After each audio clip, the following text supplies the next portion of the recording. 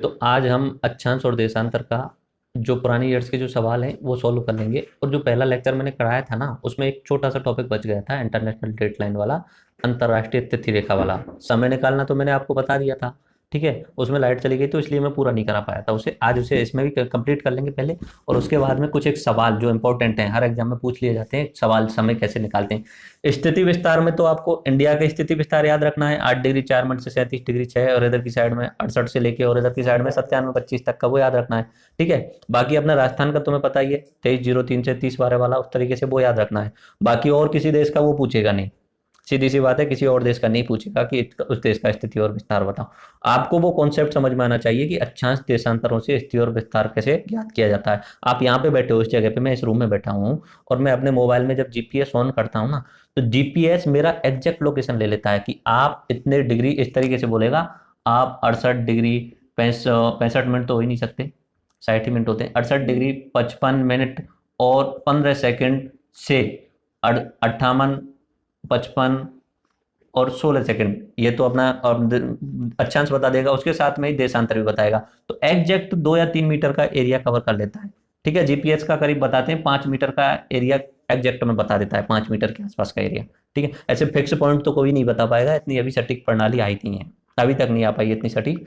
फिर भी अगर जैसे कि अभी जैसे जियो वाला जो फोन आता है, तो उसमें अभी शायद ये फीचर आने लग गया है कि आप कहीं ट्रबल में हो, प्रॉब्लम में हो, चाहे एक एप्लीकेशन वगैरह भी आते हैं, कहीं अगर प्रॉब्लम में हो तो आप एक बटन दबा दो, तो बटन दबाते ही आपके एग्जैक्ट लोकेशन जो होती है, इतने अक्षांश से लेके इतने अक्षांश, इस तरीके का मैसेज पुलिस स्टेशन में पहुंच जाएगा, और आपके जो खास खास आदमी है उनके पास में पहुंच जाएगा। लोकेशन जाती है आपकी फिक्स, तो उस लोकेशन को ट्रेस करते हुए तुरंत पुलिस आ जाए या कोई प्रॉब्लम हो जिस तरीके की, तो वो लोकेशन यूज की जाती है अक्षांश और देशांतर के हिसाब से। तो उसमें शॉर्ट में लिखा होता है NSW, दक्षिण उत्तर पूर्व पश्चिम, ये यूज करने के लिए। लेकिन आप जब भी कहीं भी मैसेज करते हो किसी के लिए कि I am in travel, this is location, तो लोकेशन में यही आता है अक्षांश और देशांतर, ठीक है। आगे समझ में। तो पहले इंटरनेशनल डेटलाइन बता देता हूं मैं आपको। जब मैंने कल आपको बताया था अक्षांश और देशांतर वाला, ये अपना वर्ल्ड है, 2D में या 3D में, समतल है, 2D में ही बन पाएगा, 3D तो बन ही नहीं सकता, ठीक है। ये अपना वर्ल्ड है। बीचों बीच में से एक मैंने रेखा बताई थी, अक्षांश रेखा, क्या नाम दिया था इसका, 0 डिग्री अक्षांश यानी भूमध्य रेखा, ठीक है। ये अक्षांश वाली रेखा है। पृथ्वी को दो भागों में काट रही, नीचे वाला कौन सा गोला हो गया, दक्षिणी गोलार्ध, ऊपर वाला गोलार्ध उत्तरी गोलार्ध। ऐसे ही मैंने आपको बताया था कि एक जो है यहाँ से इंग्लैंड के पास में से, बीचों बीच नहीं है, ये याद रखना, बीचों बीच नहीं है वो, ठीक है। पर मैं अब इसे बीचों बीच में बनाऊंगा, ठीक है, क्योंकि मुझे उस तरीके से समझाना, बीचों बीच नहीं है, फिर भी ये याद रखना, पूरी पृथ्वी पर ऊपर से कहीं से भी काट दो बीच ही बन जाता है, ठीक है। इंग्लैंड की बजाय तुम अपने रूस की साइड से काट दो या अमेरिका की साइड से काट दो, ऊपर से नीचे, तो वो बीच हो जाएगा सब कुछ, ठीक है। तो यहाँ से इंग्लैंड में से कौन सी रेखा जा रही है, 0 डिग्री देशांतर या ग्रीनविच रेखा। इधर की साइड में पूर्वी दिशा है तो पूर्वी देशांतर, इधर की साइड में पश्चिमी दिशा है तो पश्चिमी देशांतर, ठीक है। इधर की साइड में कितनी रेखाएं बताई थी मैंने, 180 रेखाएं, और इधर की साइड में 179 रेखाएं बताई थी मैंने आपको, ठीक है। और बीच वाली एक 0 डिग्री वाली, तो कुल कितनी हो गई थी, 360 हो गई। ये वाली जो है 180 वाली, ये जो 180 वाली है, इसको बोलते हैं इंटरनेशनल डेटलाइन, अंतरराष्ट्रीय तिथि रेखा। क्या बोलेंगे, अंतरराष्ट्रीय तिथि रेखा। यहाँ पे इधर की साइड में जापान पड़ता है, इधर की साइड में जापान में सबसे पहले सूर्योदय मानते हैं ना।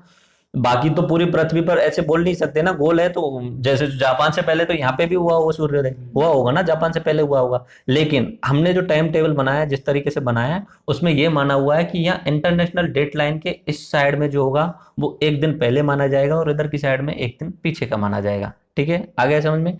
यहाँ से अगर मैं इंग्लैंड की बात करता हूँ, यहाँ इंग्लैंड में रात के 0 बज रहे हैं, रात के 12 बज रहे हैं, और यहाँ मैं 180 डिग्री पीछे तक जाता हूँ, तो यहाँ पे कितने बज रहे होंगे, इस जगह पे कितने बज रहे होंगे भाई, यहाँ पे 180 में 15 का भाग दे दो, कितना हुआ, 12 बार जाएगा, 12 बार जाएगा। यहाँ पे रात के 12 बज रहे हैं, तो यहाँ पे कितना हो रहा होगा, दिन का 12 बज रहा होगा, ठीक है, 12।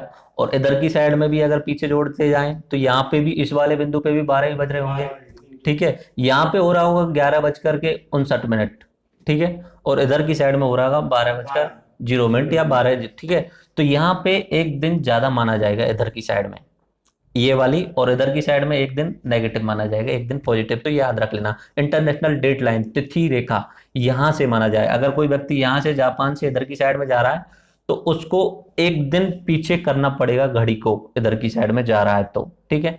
ऑटोमेटिक हो जाता है, अगर ऑटोमेटिक मोबाइल है आपका तो वो लोकेशन ट्रेस कर लेता है, ऑटोमेटिक वो आपकी डेट पीछे कर लेता है। आगे समझ में, ये समझ में आना चाहिए बस। यहाँ से इधर की साइड में एक दिन ज्यादा, इधर की साइड, यहाँ पर अगर 1 जनवरी है तो यहाँ पर 31 जनवरी हो रहा होगा, 31 दिसंबर हो रहा होगा इधर की साइड में। इसे बोलते हैं अंतरराष्ट्रीय तिथि रेखा।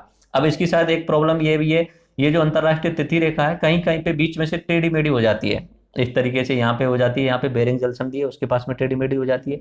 आगे जाने पर यहाँ पे छोटे छोटे देश हैं उनके कारण भी टेढ़ी मेढ़ी हो जाती है। टेढ़ी मेढ़ी क्यों कर रहे हैं अब इसे, ये समझ में आ रहा है कुछ?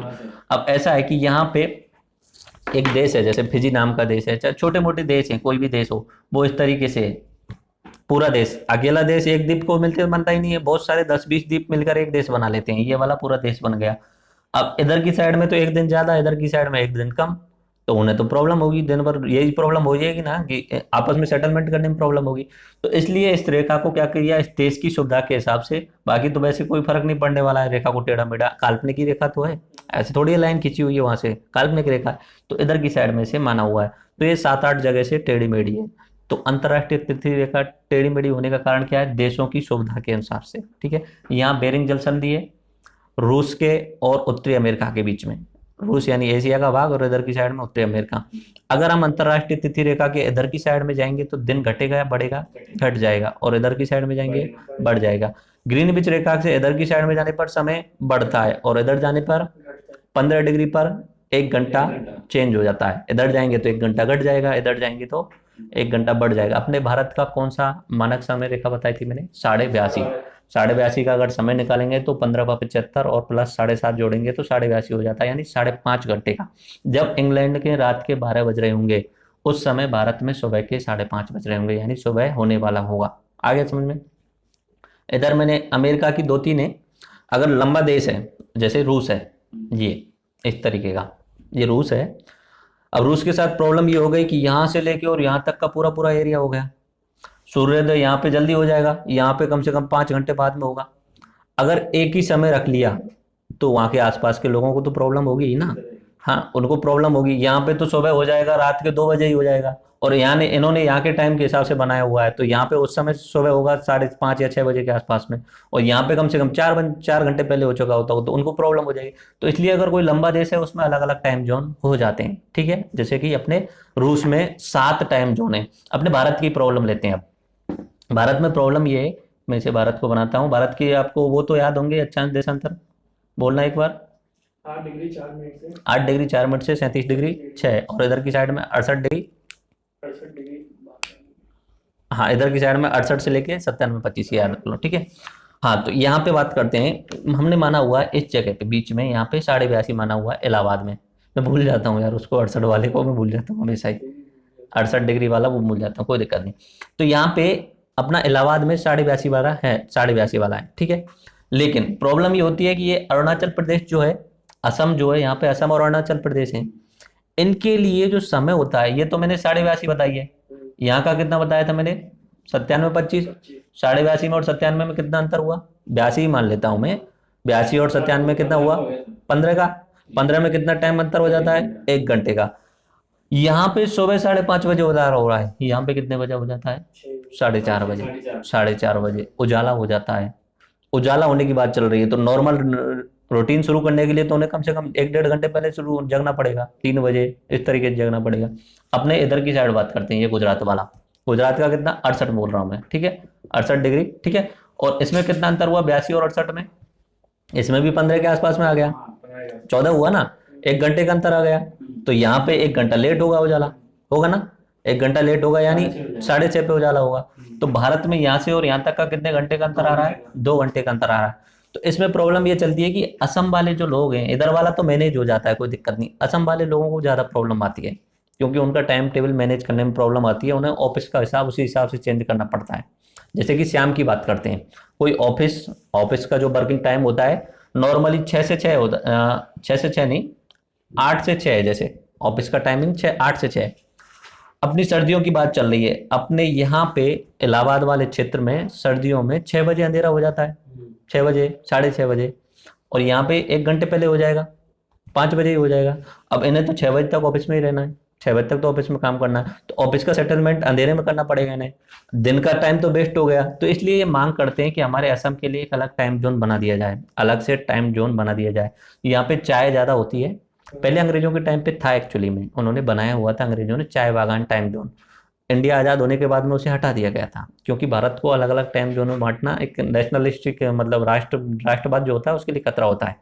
ठीक है, तो उन्होंने उसे हटा दिया था। अभी भी उसमें मांग करते हैं कि असम के लिए दोबारा से टाइम जोन बनाया जाए, लेकिन भारत उस सरकार पे उस चीज़ पे ध्यान नहीं देने। मेरे हिसाब से अंतर्राष्ट्रीय तिथि रेखा समझ में आ गई होगी, समय ऊपर नीचे करना समझ में आ गया होगा आपने, भारत का असम टाइम जोन वाला इश्यू समझ में आ गया, रूस को 7 भागों में बटा हुआ है, आ गया समझ में। और इधर की अंतर्राष्ट्रीय तिथि रेखा को टेढ़ी मेढ़ी क्यों बनाया ये भी समझ में आ गया, देशों की सुविधा के लिए। बाकी काल्पनिक रेखा है, ऐसा कुछ स्पेशल होता नहीं है इसमें। अब मैं सवाल पूछता चल रहा हूँ और वो आपको हल करने हैं, आप कॉपी पेन लेके बैठ जाइए और सवाल वो हल करने हैं, और फास्ट करना है ये काम, बहुत फास्ट करना है, ठीक है, फास्ट करना है ये काम। पेन ले लो, ले लिया, ठीक है। सवाल आपको बोल रहा हूं और आप सीधा सीधा आंसर निकालना, लिखना मत। हाँ, पहला सवाल है, 165 डिग्री पूर्व देशांतर और 165 डिग्री पश्चिम देशांतर दोनों के बीच में समय का अंतर निकाल के बताओ जल्दी से। एक तो मैंने बताइए, चलो मैं देख लो, तो इधर ही देख लेते हैं, कर लेते हैं। एक बताइए मैंने 165 डिग्री पूर्वी देशांतर, यानी 0 से लेके कितना 165 का। एक बताइए 165 डिग्री पश्चिमी देशांतर, यानी 0 से लेके 165। 15 डिग्री में कितना अंतर आ रहा है, 1 घंटे का। 1 घंटे, 1 डिग्री में कितना 4 मिनट, तो 15 डिग्री में 1 घंटा यानी 60 मिनट। आगे समझ में। 165 में आप 15 डिग्री का भाग दे दो, 15 15 एकम 15, 15 एकम 15, सही है। कितना अंतर आया, 11 घंटे। तो 11 घंटे इधर की साइड में ज्यादा, 11 घंटे इधर की साइड में ज्यादा। कितना अंतर हुआ, यहाँ के और यहाँ के टाइम में 22 घंटे का टाइम का अंतर हुआ, ठीक है। ये एनडीए 2009 का सवाल है। अगला सवाल राजस्थान पुलिस 2008 का है। लंदन में विश्व कप फाइनल दोपहर 3:15 पर शुरू होता है। दोपहर का मतलब 3:15 PM, ठीक है। दोपहर के बाद में होता है 3:15 PM। सीधा प्रसारण होने पर इसे पाकिस्तान में वहां के स्थानीय समय अनुसार कितने बजे देखा जाएगा। अभी पाकिस्तान का पूछ लिया है, और पाकिस्तान का जो टाइम जोन है वो +5 होता है। अपने भारत का +5.5 है, पाकिस्तान का 75 डिग्री वाला है, अपना 82.5 वाला है, पाकिस्तान का 75 वाला है, यानी 5। जल्दी से बता दो। लंदन यहाँ पे दिया हुआ है कितना है, कितने का टाइम है, 3:15 PM पर, ठीक है। अपने पाकिस्तान का पूछा है जिसका 75 डिग्री होता है, 75 यानी 5 घंटे इधर की साइड में ज्यादा, ठीक है। अगर यहाँ पे 3:15 बज रहे हैं शाम के, तो यहाँ पे कितने बज रहे होंगे, 8:15 शाम के। आगे समझ में। और भारत में 8:45, भाई भारत का आधा घंटा ज्यादा है ना 75 से, 82.5 पे, भारत में 8:45। तो ये समझ में आ गया। जब भी ये स्पेशल चीज आप समझो, दिन वाला, इसलिए तो बनाया है ये डेट टाइम, इसलिए तो बनाया है सारा देशांतर वाला सिस्टम, कि अगर अफ्रीका में मैच हो रहा है, अफ्रीका में अगर वर्ल्ड कप वगैरह हो रहा है, तो वहां के समय के हिसाब से वो मैच दिन में होता है, लेकिन हमारे यहाँ रात में कितने बजे शुरू होता है, 9 बजे रात में शुरू होता है। आया समझ में। अगर इंडिया न्यूजीलैंड खेलने जाती है, कभी न्यूजीलैंड खेलने जाती है, तो हम तो दिन में ऐसे सोचते हैं कि क्रिकेट मैच दिन में होना चाहिए, और वहां तो दिन में ही होता है, लेकिन उस समय भारत में रात होती है। सुबह 4 बजे या 3 बजे तो उनका मैच शुरू होता है, हमारे टाइम के अनुसार से, हमारे टाइम के अनुसार से 3 बजे शुरू हो रहा है उनका मैच, बाकी उनका तो सुबह ही चल रहा है। आगे समझ में, टाइम जोन का अंतर आने का समझ में। तो ये सवाल बहुत अच्छा दिया है। और अच्छे, प्रधान यामोत्तर रेखा कौन सी है, इस ग्रीनविच रेखा को ही प्रधान यामोत्तर रेखा बोला जाता है, मीन मेडिटेरियन टाइम बोला जाता है, ठीक है। उसके बाद बात करते हैं, भारतीय मानक समय जिस मेडिटेरियन के अनुसार निर्धारित किया गया है वह कहां से गुजरता है, इलाहाबाद में मिर्जापुर नामक जगह से होकर के गुजरता है। अगला सवाल, जब ग्रीनविच में मध्याह्न है, एक जगह का स्थानीय समय 5 बज रहे हैं, तो निम्न में से कौन सा यामोत्तर, देशांतर को यामोत्तर भी बोलते हैं, देशांतर को यामोत्तर भी बोलते हैं, कौन सा यामोत्तर होगा। ग्रीनविच में मध्याह्न यानी दोपहर के 12 बज रहे हैं, और एक जगह जहां पे 5 बज रहे हैं, शाम के 5 बज रहे हैं, कितना डिग्री होगा, कौन सा, पूर्वी, हाँ पूर्वी होगा या पश्चिमी होगा, आगे की साइड में पूर्वी होगा। और कौन सा देश होगा, पाकिस्तान होगा। अभी जस्ट पहले ही बताया, 5 घंटे आगे पाकिस्तान, 5.5 घंटे अपना इंडिया, ठीक है। अगला सवाल करते हैं, वह अक्षांश रेखा जिस पर सदैव दिन व रात की स्थिति समान सी ही रहती है, तो अपनी भूमध्य रेखा, भूमध्य रेखा के बीच में इस तरीके से सूर्य की किरणें एक समय तो यहाँ पे कर्क रेखा पे सीधी पड़ती हैं, एक समय भूमध्य रेखा, एक समय मकर रेखा। भूमध्य रेखा पे दिन और नाइट का टाइम हमेशा ही समान रहता है, ठीक है। ऊपर की साइड में जाने पर सर्दियों में कम हो जाता है, गर्मियों में दिन ज्यादा हो जाता है, सर्दियों में दिन कम हो जाता है। ऐसे ही अपनी मकर रेखा पर सर्दियों में, अपनी सर्दियों के टाइम में वहां पे गर्मी होंगी, तो गर्मियों में वहां पे दिन ज्यादा होगा, अपने यहाँ पे क्या है, दिन कम है। आगे समझ में। पृथ्वी अपनी दूरी पर 12 घंटे में कितने समय में घूम लेगी? पृथ्वी अपनी दूरी पर 12 घंटे में कितना डिग्री घूम लेगी? अरे 24 घंटे में कितना घूम रही है? 24 घंटे में कितना घूम रही है? 360। पूरा घूम जाती है ना, 360 घूमना बोलते हैं उसे। और 12 घंटे में 180 डिग्री। बसंत ऋतु विषुवत का दिन होता है।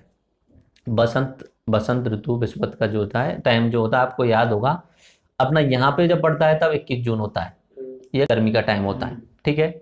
उसके बाद में वो नीचे जाने लगता है, एक समय आता है 22 सितंबर, ठीक है, 22 सितंबर। उसके बाद में और नीचे जाने लगता है, ये समय आता है 21 दिसंबर, ठीक है। उसके बाद में सूरज ऊपर चढ़ने लगता है, ये 21 मार्च। बसंत ऋतु जो पड़ती है अपने फरवरी और मार्च के आसपास में पड़ती है। तो बसंत ऋतु में जो विषुव जो होता है, ये सूर्य की जो सीधी किरणें पड़ती हैं वो कहाँ पे पड़ रही है? भूमध्य रेखा पर। डेट कौन सी है? 21 मार्च। तो बसंत ऋतु विषुवत का दिन होता है 21 मार्च। या आर 2007 का सवाल है, ठीक है। उसके बाद में पृथ्वी को 1 डिग्री घूमने में कितना समय लगता है? अभी जस्ट बताया हुआ है, कितना? 4 मिनट लगता है। 1 डिग्री अक्षांश कितने किलोमीटर को निरूपित करता है? ये सवाल अच्छा है और मैं उसमें बता नहीं पाया, अभी दोबारा से देख लेते हैं। देखो, मैंने जब आपको बताया था कि अक्षांश कैसे बनते हैं, ये आपकी समझ में आया होगा कि पृथ्वी के केंद्र से पृथ्वी की सतह पर कोण बनाया जाता है, इस तरीके से बनाया जाता है। 3D में बताया था मैंने, ये पृथ्वी है, बीच में यहाँ पे केंद्र होगा, ये अपना भूमध्य रेखा, यहाँ से 1 डिग्री का कोण बनेगा। 1 डिग्री का कोण बनने पर जहां पे पृथ्वी की सतह पर गिर रहा है वहां पर के जाके एक गोला बना दिया जाएगा। आ रहा है समझ में? 3D की बात कर रहा हूँ, इस तरीके से बनेगा। आया समझ में? ऊपर जाने पर वो गोला की थोड़ा सा उसका जो एरिया जैसे पर्दी जैसे बोलेंगे वो कम होती जाएगी, ठीक है। अब 1 डिग्री से लेके 2 डिग्री, 3 डिग्री, 4 डिग्री, इनके बीच की दूरी जो होती है, देशांतर रेखाओं के बीच की दूरी है, वो याद रख लेना 111 किलोमीटर। कितना? 111 किलोमीटर होती है। बीच की दूरी की बात कर रहा हूं मैं, इस तरीके की बीच की दूरी, ये हमेशा ऊपर तक जाने पर बराबर रहेगी, ठीक है। हाँ, देशांतर रेखाओं में ऊपर तक जाएंगे यहाँ तक फिर भी बराबर ही रहेगी, यहाँ तक जाएंगे फिर भी बराबर रहेगी, पूरा सुनिए, ठीक है। लेकिन उसकी त्रिज्या, जो व्रत बन रहा है ना ऊपर वाला, उसकी त्रिज्या घटती जाएगी। आया समझ में? नहीं आया? इनके बीच की दूरी तो बराबर रहेगी। वो दीजिए मेरे पीछे ग्लोब दीजिए, ठीक है। ये जैसे कि अपनी भूमध्य रेखा है, ये वाली भूमध्य रेखा से थोड़ा सा ऊपर इधर की साइड में ये मैंने यहाँ पे 10 डिग्री वाली रेखा है, ठीक है, 10 डिग्री वाली रेखा। ऐसे 10 से 20 इनके बीच में मैंने 1 डिग्री का बताया आपको 111 किलोमीटर, तो 10 डिग्री का कितना हो जाएगा? 1110 किलोमीटर, ठीक है। ये दूरी आपको समान रहेगी, लेकिन ये जो व्रत है ना, बीच वाला जो व्रत है ये बड़ा बनेगा, ऊपर वाला व्रत छोटा होगा, ऊपर वाला और छोटा होता जाएगा, और छोटा होता जाएगा, लास्ट वाला तो बिंदु ही हो जाएगा। बीच की दूरी कम नहीं हो रही है, याद रखना। लेकिन कम क्या हो रहा है? वो जो व्रत बन रहा है ना, ये वाला जो व्रत बन रहा है, इस तरीके से ये व्रत बना, इसकी त्रिज्या कुछ होगी। दूसरा ऊपर वाला व्रत बना, इसकी त्रिज्या कम होगी। ऊपर वाला व्रत बना, इसकी त्रिज्या और कम हो जाएगी। तो इसकी त्रिज्या कम होती जा रही है, इसके कारण इस व्रत की जो परिधि होगी 2πr वो कम होती जाएगी, लेकिन इन दोनों के बीच की दूरी कम नहीं हो रही है। कितना है? 111 किलोमीटर। अब बात करते हैं अपनी देशांतर रेखाओं के बारे में। ये याद रखना 111 है इसमें, ठीक है। अक्षांश रेखाओं के बीच में एक 1 डिग्री अक्षांश रेखा के बीच में 111 किलोमीटर। अगर पूछ लिया जाए, अगर यहाँ की कोई पूछ लिया जाए कि भूमध्य रेखा से और अपनी अपना ये भारत बता देता हूँ। भारत का जो निम्नतम बिंदु बताया था मैंने, क्या बताया था? 8 डिग्री 4 मिनट, ठीक है। भूमध्य रेखा से भारत के निम्नतम बिंदु, मुख्य भूमि की बात कर रहा हूं, तो दूरी कितनी होगी पूछ लिया जाए तो निकाल सकते हो क्या? 111 में 8 डिग्री गुणा 4/60 कर देना, आगे समझ में, तो उसमें निकल के आ जाएगा, ठीक है। अब मैं बात करता हूं मैं देशांतर के बारे में। ये जो इस तरीके की रेखा, एक्चुअली में ये जो रेखाएं बताई थी मैंने, ऊपर से इस तरीके से आती हैं, 1 डिग्री 2 डिग्री, ये देख लीजिए, यहाँ से इंग्लैंड वाला ये निकल के आई, एक रेखा, दो रेखा, ये ऊपर की साइड से कोण बनते आ रहे हैं, ठीक है, ऊपर की साइड से कोण बनते हुए आ रहे हैं। इनमें देखिए, यहाँ पर देखिए, इधर की साइड में इन दो रेखाओं के बीच में दूरी कम है, जैसे जैसे बढ़ती जा रही है दूरी बढ़ती जा रही है ना, नीचे की साइड में जाने पे भूमध्य रेखा पर इन दोनों रेखाओं के बीच में दूरी ज्यादा हो जाएगी, अधिकतम हो जाएगी भूमध्य रेखा पर, फिर नीचे जाएंगे तब दूरी कम होती जाएगी। आगे समझ में? अक्षांश में दूरी कम बढ़ रही थी क्या? नहीं बढ़ रही थी, उसकी त्रिज्या अलग हो रही थी, वो त्रिज्या वाला अलग मैटर है, वो भूल जाइए, लेकिन अक्षांश में दूरी हमेशा बराबर रहेगी। और ऊपर से नीचे जो देशांतर रेखा है उसमें जो दूरी होगी वो चेंज हो जाएगी। ऊपर से नीचे आएंगे तो बढ़ेगी भूमध्य रेखा तक, और नीचे की साइड में जाएंगे तो घटती जाएगी। तो हर डिग्री पर अलग अलग होगी, हर डिग्री पर ही अलग अलग होगी ना, हर अक्षांश वाले डिग्री पर देशांतर की जो अलग होगी, थोड़ा सा आगे बढ़ने पर थोड़ा बढ़ जाएगी। तो उनमें से आप सिर्फ और सिर्फ अपनी भूमध्य रेखा वाला याद रख सकते हो। भूमध्य रेखा पर दो देशांतरों के बीच की दूरी जो होती है वो भी 111 ही रहती है। ठीक है, 111, तो इसमें याद करने में प्रॉब्लम नहीं रहेगी। आ गया समझ में? भूमध्य रेखा पर दो देशांतरों के बीच की जो दूरी होगी वो 111 है, बाकी अक्षांश रेखाओं की तो हमेशा दूरी 111 ही रहती है। तो ये आप मेरे हिसाब से समझ में आ गया होगा। अब मैं सवाल पूछ रहा हूँ, 1 डिग्री अक्षांश कितने किलोमीटर को परिवर्तित कर देता है? 111 किलोमीटर। अक्षांश की बात कर रही है। अगर यहाँ पे कोई व्यक्ति 0 डिग्री पर है, अगर वो 1 डिग्री पर आना चाहता है तो कितना चलना पड़ेगा? 111 पॉइंट समथिंग होता है, पर 111 याद रख लो। उसे 8 पर 10 पर आना है, 10 डिग्री पर आना है तो कितना चलना पड़ेगा? 1110 किलोमीटर। ठीक है, आगे समझ में? अगला सवाल, कौन सा एक व्रत व्रत बनाता है? व्रत यानी बड़ा, सबसे बड़ा व्रत कौन सा अक्षांश बनाएगा? भूमध्य। सबसे बड़ा जो बनाएगा भूमध्य, और सबसे छोटा जो बनाएगा वो 90 डिग्री वाला। ऊपर जाने पर तो यहाँ पे बिंदु बन जाएगा, व्रत तो क्या बन पाएगा? बूंद बिंदु, और नीचे वाला भी बिंदु बन जाएगा। ठीक है, तो वहां रेखा भी नहीं बनती, एक तरीके से बिंदु ही बनता है। अगला, दक्षिण गोलार्ध में सबसे लंबा दिन कब होता है? दक्षिण गोलार्ध की बात चल रही है, अभी बताया हुआ है 22 दिसंबर होता है मेरे हिसाब से। बड़े दिन जो होते हैं शुरुआत कब से हो जाती है? 22 दिसंबर होता है। ये 22 दिसंबर याद रखना, 22 दिसंबर। ठीक है, 22 दिसंबर। ओके, उसके बाद बात करते हैं किस अक्षांश रेखा को कर्क रेखा बोलते हैं? जल्दी से आंसर। 23.5 डिग्री। दक्षिणी ध्रुव का अक्षांश होगा, दक्षिणी ध्रुव क्या अक्षांश होगा? ये 90 डिग्री। कौन सा होगा? 90 डिग्री अक्षांश। आगे समझे, 90 डिग्री दक्षिणी अक्षांश होगा। उसके बाद में बात करें, पृथ्वी की भूमध्य रेखा की कुल लंबाई लगभग है? पृथ्वी की भूमध्य रेखा की, 360 ये पूछा हुआ है, इसमें थोड़ा सा पूरा सवाल नहीं दिया है। पृथ्वी की भूमध्य रेखा पर जो व्रत बन रहा है उसकी कुल लंबाई कितनी है, यानी परिधि कितनी है? ठीक है, तो परिधि निकालने के लिए उसमें से पहले उस त्रिज्या पता होना चाहिए, ये वाली त्रिज्या। त्रिज्या के बाद में उसका 2πr करने पर वो 40,000 किलोमीटर के आसपास में आ जाएगा। ठीक है, आगे समझ में? उसके बाद में बात करते हैं, विषुवत रेखा है, त्रिज्या कितनी है अपनी पृथ्वी की? 6400 किलोमीटर। नहीं बताएगा अभी? 6400 किलोमीटर मैंने त्रिज्या बता दी है आपको, अपनी ज्योग्राफी वाले लेक्चर में बता दिए। पृथ्वी पर सबसे उच्चतम तापमान किस रेखा पर ही मिलेगा? भूमध्य रेखा पर मिलेगा। भूमध्य रेखा के निकट किस तरह के वन पाए जाएंगे? उष्णकटिबंधीय। उष्ण, उष्ण यानी गर्मी वाला क्षेत्र। ऐसा होता है कि इस तरीके से नॉर्मली, बाकी तो 23.5 तक का बोलते हैं, पर 0 से 10 का ज्यादा इंपॉर्टेंट माना जाता है। यहाँ से लेके यहाँ भूमध्य रेखा पर तापमान ज्यादा, यहाँ तक भी तापमान होता है, यहाँ तक भी तापमान होता है। बाकी तो 10 डिग्री तक का माना जाता है, लेकिन मैं आपको 23.5 डिग्री तक का बना रहा हूँ। ठीक है, 23.5 तक का याद रख लेना, क्योंकि वहां तक सूर्य जाता है तो उष्ण कटिबंध मान लेते हैं। यहाँ से और यहाँ तक का कैसा कटिबंध हो गया? पूरा पूरा गर्मियां इसमें पड़ती हैं इस वाले क्षेत्र में। ऊपर सूर्य नहीं जाता है, तो इधर की साइड में ऊपर ऊपर वाला जो क्षेत्र होता है वहां पे सर्दियां पड़ती है, तो ये कौन सा हो गया? शीत कटिबंध। बीच में उष्ण और शीत के बीच में रहेगा शीत और उष्ण, शीतोष्ण कटिबंध। इसी तरीके का नीचे रहता है, ये बीच में शीतोष्ण और ये शीत कटिबंध। आगे समझ में? उपोष्ण शीतोष्ण को ही बोलेंगे, उपोष्ण शीतोष्ण को ही बोलेंगे।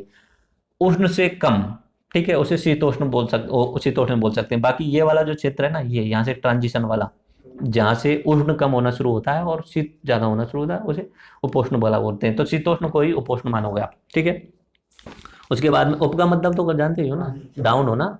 उष्ण कम होगी जहाँ पे उपोष्ण, और ज्यादा कम हो जाएगी वहां शीत हो जाती है। ठीक है, अगला सवाल, दो स्थान x और y क्रम से 10 डिग्री तथा 75 डिग्री पूर्वी देशांतर पर स्थित हैं। इनके स्थानीय समय में कितने समय का अंतर होगा? जल्दी से बताइए।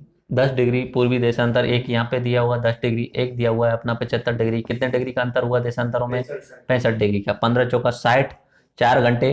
अब 5 डिग्री बचा। 1 डिग्री में कितने मिनट आ रहे हैं? 4 मिनट आ रहे हैं। 1 डिग्री में कितने आ रहे हैं? 5 डिग्री में 20 मिनट। तो इसमें 4 घंटे 20 मिनट का अंतर आ जाएगा। नेक्स्ट सवाल, आधी रेखा कहाँ से शुरू होती है? ये अपना ग्रीनविच रेखा को इसे आधी रेखा भी बोल देते हैं। तो ये कहाँ से, कौन से देश में होकर गुजर रही है? इंग्लैंड में। किस अक्षांश रेखा को कर्क रेखा कहते हैं? ये कोई सवाल नहीं है। ठीक है, भूमध्य रेखा हाँ, भूमध्य रेखा के आसपास पास में स्थित नगर कौन सा है, कौन सा शहर जो है। और जो भूमध्य रेखा जब गुजरती है ना, ये आपके जस्ट पास में होकर से गुजरती है। बाकी मैं अभी आपको मैप में दिखा देता हूँ, सारी चीजें आपको लोकेट हो जाएंगी, ठीक है। 0 डिग्री अक्षांश तथा 0 डिग्री देशांतर किस महासागर में मिलती हैं, काटती हैं? जल्दी से बताइए। 0 डिग्री अक्षांश ये रही, 0 डिग्री देशांतर ये रही, ये कौन सा महासागर है यहाँ पे? अरे भूमध्य सागर नहीं, अटलांटिक महासागर है। आप मैप में उस तरीके से देखना, ये अफ्रीका से होकर गुजरती है इधर की साइड में, यहाँ पे मिलती हैं दोनों। अफ्रीका और उत्तरी अमेरिका, दक्षिण अमेरिका के बीच में कौन सा है? अटलांटिक महासागर है ना, अटलांटिक महासागर। अंतर्राष्ट्रीय तिथि रेखा के बारे में सवाल पूछ लेता हूँ जल्दी से। अंतर्राष्ट्रीय तिथि रेखा टेढ़ी मेढ़ी है, ऐसा क्यों? तिथि और समय को सुविधा के लिए, ठीक है, तिथि और समय में अंतर खत्म करने के लिए। अगर ऐसा कर दिया कि अगर एक ही डेडलाइन मान दी और ये देश यहाँ पे तो यहाँ पे अगर 1 जनवरी हो रही होगी तो यहाँ पे तो 31 दिसंबर हो रहा होगा, तो उसका टाइम टेबल मैनेजमेंट गड़बड़ हो जाएगा, ऑफिस जाने का सिस्टम बिगड़ जाएगा, एक देश ही नहीं रहेगा वो, ठीक है। अंतर्राष्ट्रीय तिथि रेखा का जो व्यक्त किया जाता है, कौन सी डिग्री तिथि, कौन सी रेखा है, कैसे बोलेंगे उसे? 180 डिग्री पूर्वी देशांतर बोलते हैं। उसके बाद में अगला, काहिरा का समय ग्रीनविच से 2 घंटे आगे है। ग्रीनविच कहाँ पे है? इंग्लैंड में। ग्रीनविच से 2 घंटे आगे है, तो 2 घंटे आगे होने पर कितना डिग्री का अंतर आ जाएगा? 30 डिग्री पूर्वी देशांतर में। काहिरा किस देश की राजधानी है? मिस्र की राजधानी, मिस्र की राजधानी। यहाँ पे अपना वो हुआ, ग्रीनविच हुआ, यहाँ पे अपना काहिरा है। कितने पे आ रहा है ये? 30 डिग्री, और कितना अंतर आ जाएगा? 2 घंटे का। आगे समय, यानी इंग्लैंड में जब सुबह होने वाली होगी उससे 2 घंटे पहले कहाँ पे सुबह हो चुकी होगी? काहिरा में। और इंडिया में कितने घंटे पहले सुबह हो चुकी होगी? 5.5 घंटे पहले। पाकिस्तान में 5 घंटे पहले। अच्छा, इंडिया के पूर्वी और पश्चिमी जो भाग हैं उन दोनों के बीच में समय का अंतर कितना है? करीब करीब 2 घंटे का, ठीक है। अगला सवाल, जब ग्रीनविच में मध्याह्न है एक जगह जहां शाम के 5 बजे हैं, तो कौन सा यहाँ उत्तर होगा? पूछ लिया मैंने, यूपीपीएससी 2008 का है अपना। 75 डिग्री पूर्वी देशांतर पाकिस्तान वाला हो जाए। एक देशांतर को पार करने में कितना समय का, कितना, ठीक है। ग्रीनविच नामक शहर किस देश में है? अपना इंग्लैंड। अंतर्राष्ट्रीय तिथि रेखा डिग्री बताइए, कौन सा डिग्री है? 180 डिग्री। कौन सा? पूर्वी देशांतर। एक्चुअली में पूर्वी मत बोलो इसे, भले ही पूर्वी मत बोलो, पूर्वी या पश्चिमी दोनों ही बोल लो, ठीक है, क्योंकि 180 डिग्री वाली दोनों में बराबर हो जाती है। इधर का 179 आने के बाद में 180, इधर का 179 आने के बाद में 180, तो इसे बीच का बोल सकते हो, ठीक है। 180 डिग्री देशांतर बोल सकते हो। बाकी बोलने को तो पूर्वी ही आता है, क्योंकि यहीं से शुरू मान लिया जाता है, ओके। वैसे 180 डिग्री देशांतर, आगे समझ में। उसके बाद में किसी दो स्थानों पर 2 घंटे 20 मिनट का अंतर है, तो डिग्री में अंतर बताओ जल्दी से। 15 तो नहीं, 30। अब 20 मिनट का, 4×5 = 20, 5 डिग्री, यानी 30 और 5 35 डिग्री का अंतर हो जाएगा। पृथ्वी दो स्थानों पर अंतर जो है 15 डिग्री है। समय में कितना अंतर होगा? 15, 1 घंटे का अंतर होगा ना 15 डिग्री पे। दो शहर ए, ये सवाल आप कर सकते हो आप चाहो तो, आसान सवाल है। दो शहर दिए हुए हैं इस तरीके से, ए दिया हुआ है और ए के कोष्टक में दिया हुआ है 30 डिग्री नॉर्थ, 60 डिग्री ईस्ट, इस तरीके की एक ही लोकेशन दे दी उन्होंने। ये अपना ऐसे बता दिया कि अक्षांश वाली जो रेखा है यहाँ पे 30 डिग्री नॉर्थ है, ये नीचे वाले पॉइंट से ऊपर वाला नहीं माना है, फिक्स बिंदु मान लिया उन्होंने, ठीक है, कि ये अक्षांश तो यहाँ पे, और देशांतर जो है वो उसका 30 डिग्री ईस्ट। ईस्ट कौन सी हुई? पूर्वी, ठीक है। इस तरीके से उसने शहर दे दिया। ए वाला ये दे दिया, बी वाला उसने दिया हुआ है 30 डिग्री नॉर्थ और 80 डिग्री ईस्ट, ठीक है। तो इनमें दोनों में समय में अंतर बताइए। देखो इसमें पहली बात तो ये अपना नॉर्थ और साउथ वाला तो कोई काम करेगा नहीं। नॉर्थ और साउथ तो अक्षांश होते हैं, उत्तरी और दक्षिणी, उत्तरी और दक्षिणी तो अक्षांश होते हैं। समय में अंतर निकालने के लिए सिर्फ देशांतर चाहिए। इसे तो भूल जाओ, यहाँ पे 60 होता 50 होता कोई फर्क नहीं पड़ रहा, सिर्फ देशांतर चाहिए होता है। 60 से 80 में कितने का अंतर आ रहा है? 20 डिग्री का अंतर आ रहा है। 15 डिग्री में 1 घंटा, 5 डिग्री में 20 मिनट, 1 घंटा 20 मिनट का, यानी 80 मिनट का अंतर आया, ठीक है।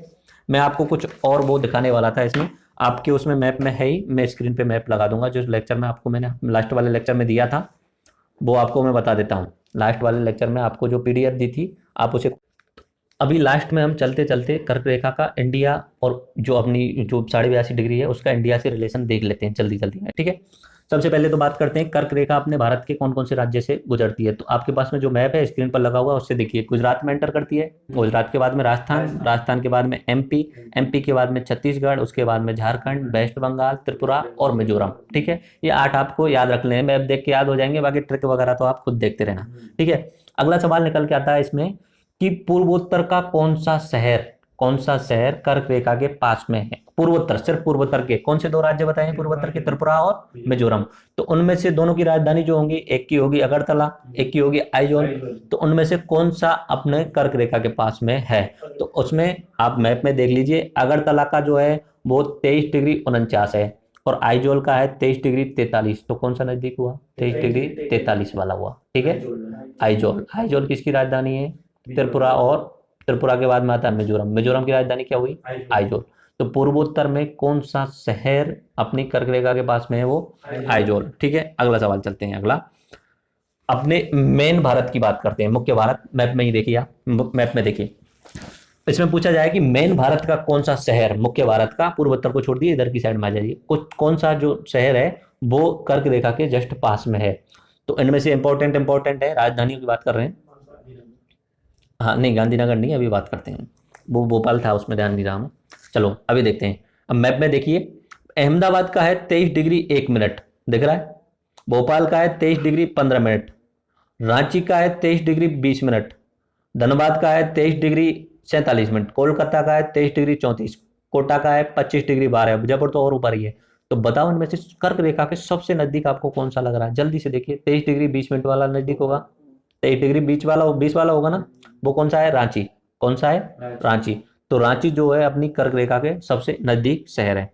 अब हम आ जाते हैं अपनी 82.5 डिग्री पूर्वी देशांतर, यानी अपना मानक समय वाले पे। पहले तो सबसे पहला सवाल निकल के आता है कौन कौन से राज्यों से होकर के गुजरती है। ठीक है, आप अपने मैप में देखिए, सबसे पहले एंटर कर रही है यूपी में, यूपी के बाद में एमपी में छोटा सा हिस्सा है, दिख रहा होगा आपको, एमपी। एमपी के बाद में छत्तीसगढ़, छत्तीसगढ़ के बाद में उड़ीसा, उड़ीसा के बाद में अपना आंध्र प्रदेश। आंध्र प्रदेश कितने राज्य हुए? 5।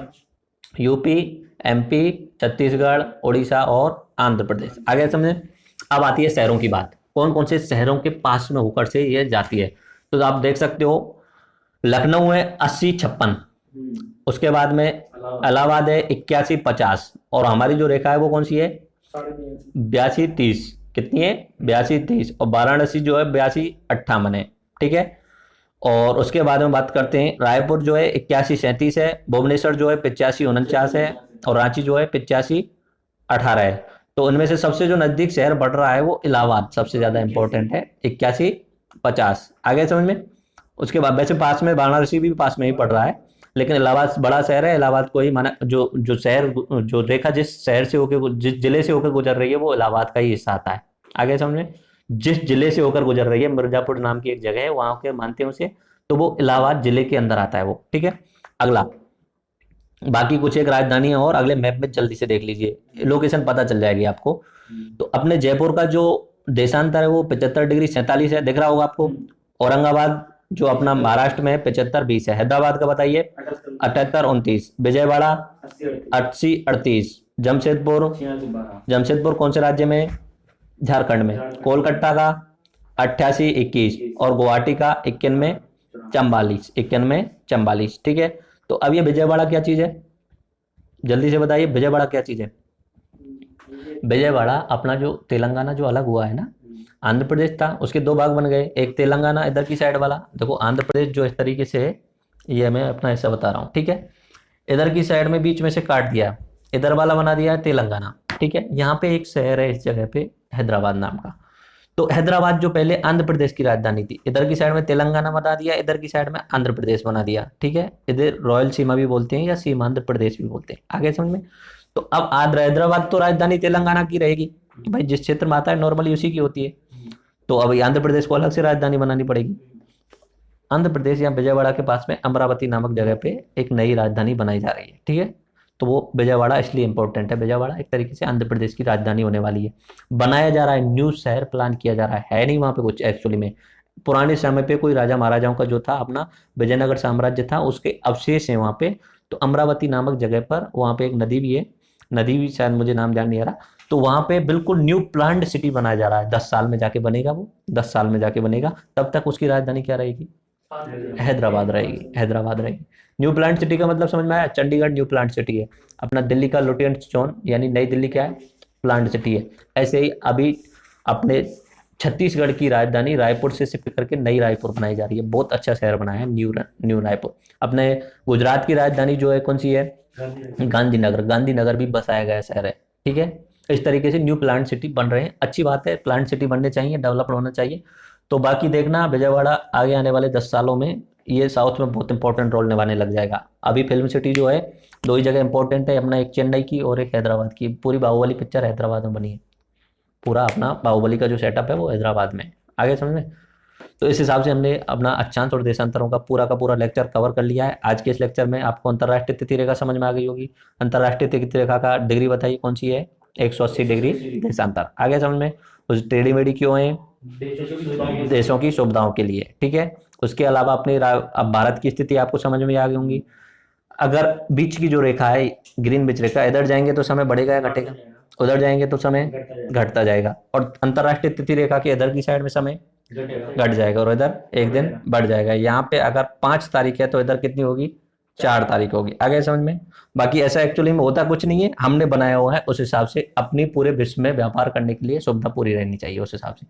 कुछ एक सवाल सॉल्व कराए, वो सारे सारे आपने सवाल सॉल्व कर दिए। लास्ट में मैंने कर्क रेखा का अपने भारत के साथ में रिलेशन भी बता दिया। कितने राज्यों से होकर गुजर रही है? 8 राज्यों से। और ऊपर अपनी 82.5 बारी कितने राज्यों से? 5 राज्यों से। उसमें जो सबसे इंपॉर्टेंट साइड 2 निकल के आएंगे। अपना पूर्वोत्तर वाला आइजोल, आइजोल किसकी राजधानी हुआ? मिजोरम की। और अपना इधर की साइड में मेन वाला रांची, रांची जो बताया था 23 डिग्री 15 मिनट वाला, 23 डिग्री 20 मिनट वाला रांची बताया था। और वो किसकी राजधानी है? झारखंड की राजधानी। आगे समझ में। झारखंड की राजधानी क्या है? रांची। एक बार दोबारा से देख लीजिए, झारखंड की राजधानी बताइए मैंने आपको, रांची। ठीक है, 23 डिग्री 20 मिनट वाला है। तो इस तरीके से अपना लेक्चर कंप्लीट हो गया है।